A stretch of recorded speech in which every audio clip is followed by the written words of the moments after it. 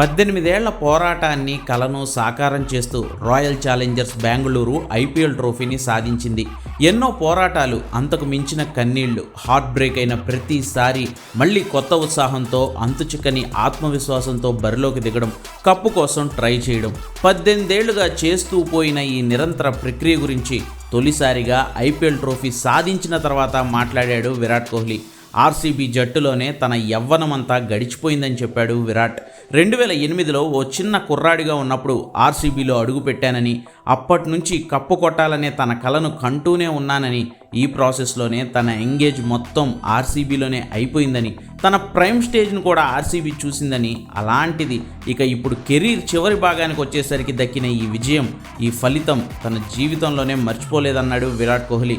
ఈ రోజును, ఈ క్షణాన్ని తన జీవితాంతం గుర్తుపెట్టుకుంటానన్న కింగ్ కోహ్లీ బెంగళూరుకు వెళ్ళి అక్కడ అభిమానుల మధ్యలో ఈ గెలుపు సంబరాలు చేసుకోవడానికి ఆసక్తిగా ఎదురు చూస్తున్నట్లు చెప్పాడు. 18 ఏళ్లుగా తనకు, ఆర్సీబీకి అండగా ఉన్న అభిమానులను, వాళ్ల ప్రేమను ఎన్నటికీ మర్చిపోనన్న కోహ్లీ అన్నింటినీ మించి ఈరోజు చంటి పిల్లాళ్లా నిద్రపోతానని చెప్పాడు. ఇన్నాళ్లుగా ఈ కప్పులేని లోటు తనకు సరైన నిద్ర లేకుండా చేసిందని మనసులోని మాటను బయటపెట్టాడు విరాట్ కోహ్లీ.